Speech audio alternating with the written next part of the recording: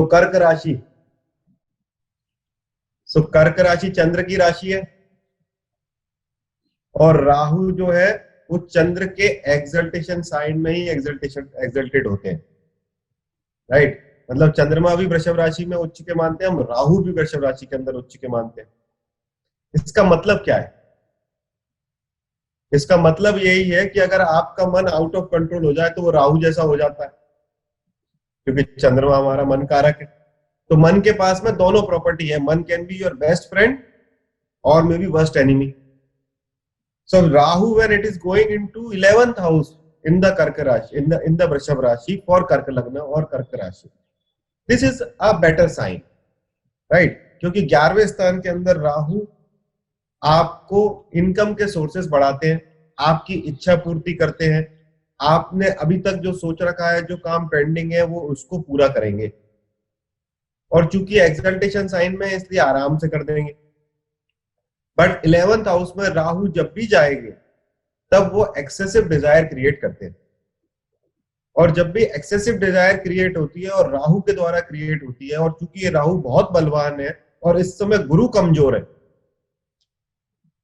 तो आपको ये देखना है कि ये मटेरियलिस्टिक डिजायर के कारण कहीं आप अपनी वैल्यू सिस्टम को लूज नहीं कर दें, इनकम के कारण, आय के कारण आप ऐसे मार्ग पे नहीं चले जाएं जो कि आपके लिए उचित नहीं हो और जो कि आपके वैल्यू सिस्टम में भी नहीं। राहु का जो फोर्स है वो इतना कंपल्सिव होता है, स्पेसिफिकली 11वें स्थान के अंदर, क्योंकि अगर आप काल पुरुष की कुंडली को देखते हो तो 11वां स्थान राहु का ही स्थान है, क्योंकि वहां पर कुंभ राशि आती है। और माया में फंसने का सबसे आसान तरीका है पैसा, जो राहु बड़ा प्लान देकर सबसे आसानी से आपको अगर ट्रैप कर सकते हैं तो वो पैसे से करते हैं।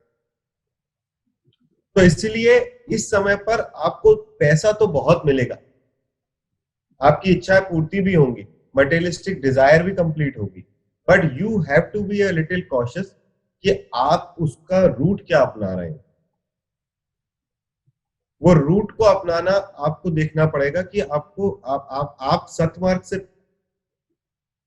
कमा रहे हैं कि गलत तरीके से पैसा कमा रहे हैं। Now when Rahu is sitting in the 11th house, it will look at the 7th house, और जब आपका राहु सप्तम स्थान पर देखेगा तो वहां पर ऑलरेडी शनि बैठे,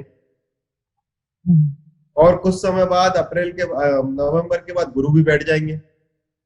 तो अगर आप देख रहे हो कर्क लग्न की या कर्क राशि की स्थिति, तो 6ठे स्थान का लॉर्ड बृहस्पति सप्तम में बैठा है, अष्टमें शनि सप्तम में बैठा है, और उस पर राहु की दृष्टि पड़ रही है।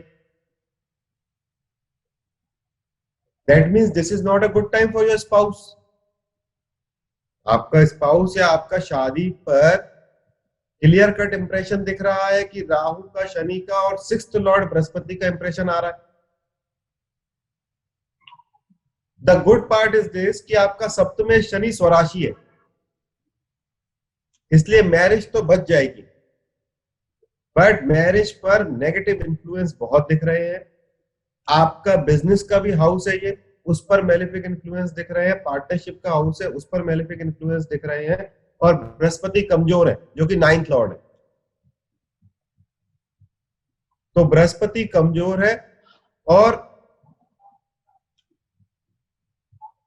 9th लॉर्ड कमजोर है और सप्तम पर मेलेफिक इन्फ्लुएंस आ रहा है, इसलिए बिजनेस के केस के अंदर और परिवार यानी कि पत्नी के केस के अंदर आपको थोड़ा संभल के रहना चाहिए कर्क लग्न वालों, राइट।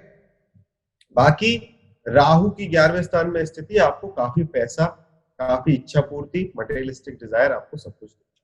सो जब भी 11वें स्थान में राहु जाएंगे तो पैसे का अहंकार और पैसे की एक्सेसिव डिजायर क्रिएट करते हैं।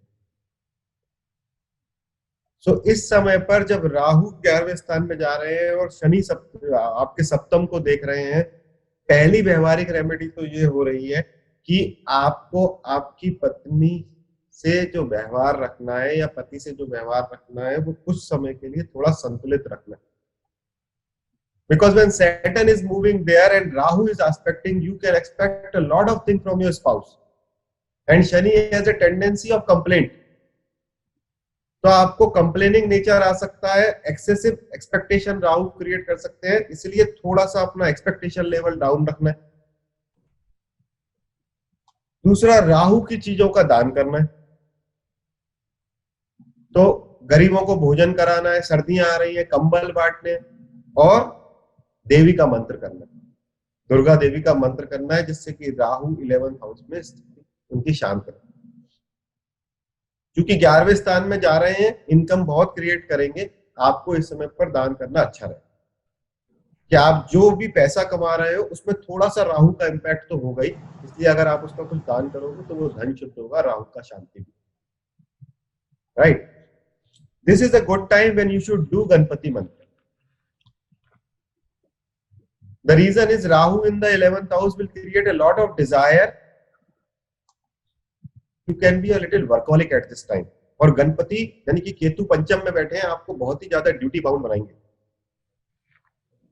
तो संतान की सुरक्षा के लिए आप बहुत ही ज्यादा नहीं घुस जाओ किसी काम के लिए, आपका बुद्धि संतुलित रहे, क्योंकि राहु 11वें स्थान में जाकर अहंकार मद क्रिएट करते हैं, बुद्धि संतुलित रहे, इसलिए गणपति का प्रार्थना करना आपके लिए बहुत अच्छा है। सो गणपति का मंत्र ओम गण गणपति नमः या श्री गणेशाय नमः करना इस समय काफी अच्छा है।